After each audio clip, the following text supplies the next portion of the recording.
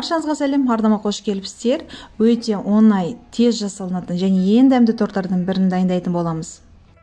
Жұмысын алдымен бисквиттен бастаймыз. Менде осындай жұмыртқа 0 категория, құм шекер 150 грамм және ұн. Ұнымыз 130 грамм, көп көрінгенмен бұны салмағы аз. Алдымен осындай жұмыртқамызды ақ уызын сары уызынан ажыратып аламыз. Кеселеріміз құрғақ және таза болу қажет.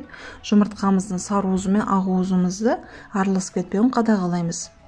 Түсіп кеткен жағдайда ақырындап қасық немесе жұмыртқаның өзінің қабығымен ақырындап алып тастаймыз. Құрғақ және осындай таза ыдысты аламыз. Үлкендеу болу қажет. Жұмыртқаны ақ уызын және шым-шым тұз салып, миксер көмегімен араластырамыз.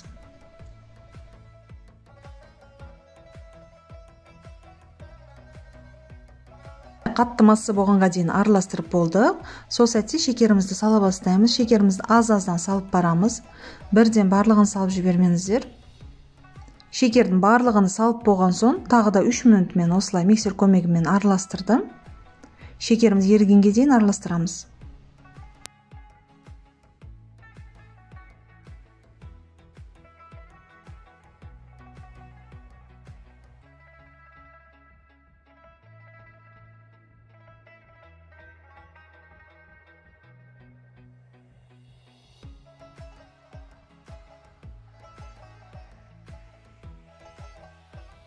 Осындай қатты масса болады. Венчигімізді алып тастап, жұмыртқамыздың сары уызын аз-аздан саламыз.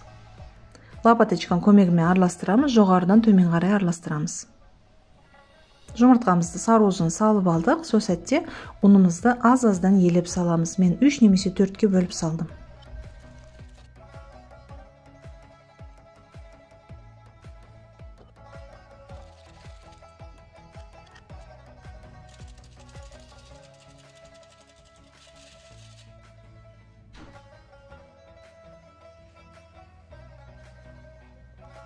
Салып болған соң массамыз осындай болады.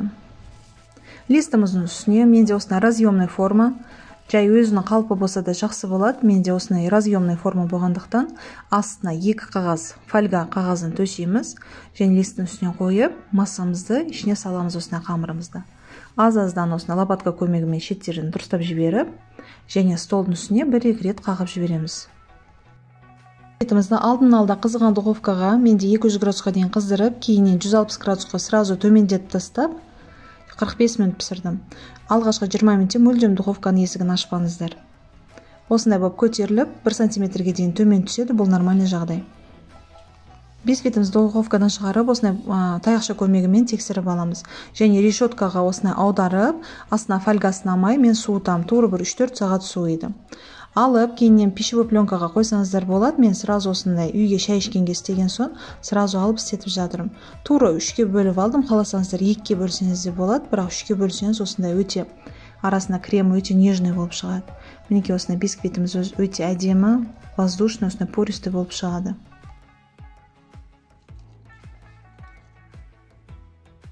Крем жасауға кірісеміз. Ыдысымыз құрғақ және таза болу қажет. Қаймақ. Менде кәдімгідей базардан, сепаратордан шыққан қаймақ өте қою, жеп көріп алыңыздар. Маған тортқа қажет деп айтсаңыздар, өздері біледі. Жеп көріп өте тәтті болады бұл.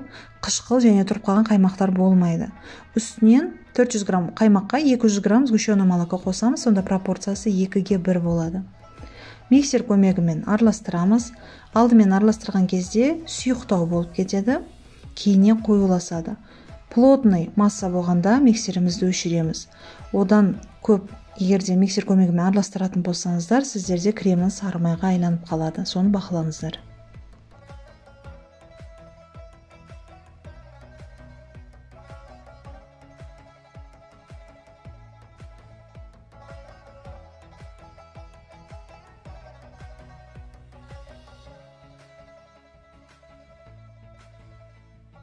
Осымен осындай өте қою және дәмді креміміз дайын. Бисквитімізді 3-ке бөліп алғанбыз, арасына пропиткасын құямыз. 2 ас қасық сгущенное молокоға кәдімгі су қосып, арасына осындай құйып шығамыз. Кремімізді, аздаған кремімізді қапшыққа салып, мен холодильникке алып қойдым, ол бізге үстіні сәндеуге керек болады. Және қалған кремді тура 3-ке бөліп аламыз. 2 арасындағы осындай бисквиттің арасына прослойкаға және жоғарғы және жандарына жағып шығуға крем керек болады.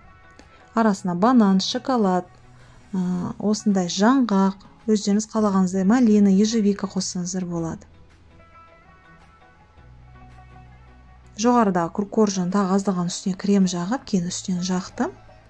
Аздаған пропитка қосып, тағы крем, арасына үстіне начинкасын саламыз, банан, және үшінші осындай үстіндегі коржымызды жабамыз.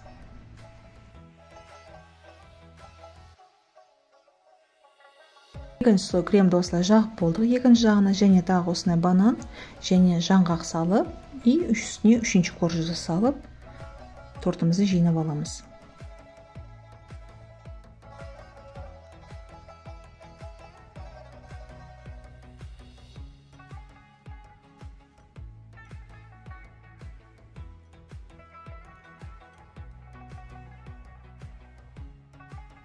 Тортты осындай етіп жиып алдым, және осындай видеода көрсетіп жатырмын. Тортты кәдімгідей осы кальцоның ішіне салып жейсаңыздар болады.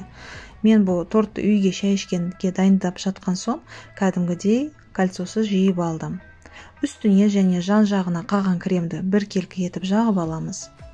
Үстіне өздеріңіз қалауыңызбен шоколад, немесе бір жемістер қойып шықсаңыздар да болады.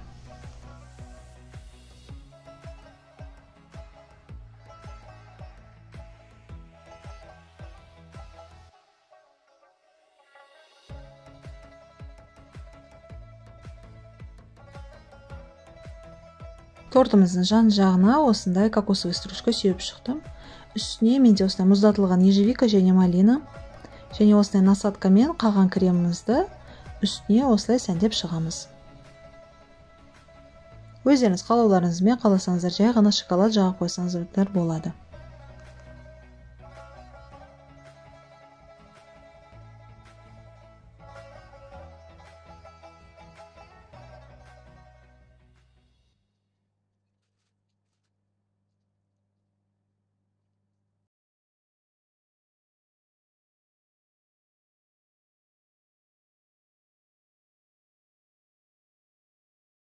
Осымен өте жұмсақ, үлпілдек және үй жағдайында тез дайындалатын тортымыз дайын.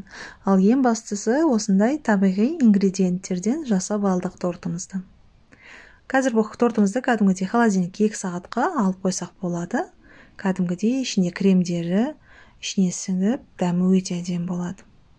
2 сағаттан соң мен алып көрсетіп жатыр. Менде жидектерім кәдімгідей мұздатылған жидек, сондықтан аздаған осындай соғы шығып жатыр.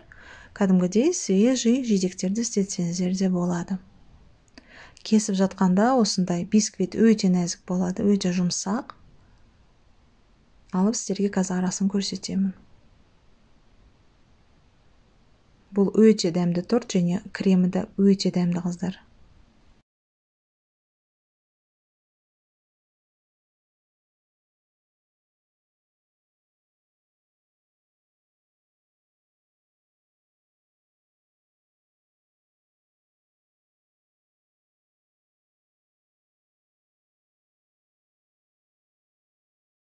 Видеоның соңына дейін көргендеріңізге рахмет. Сіздермен бірге болған Диана.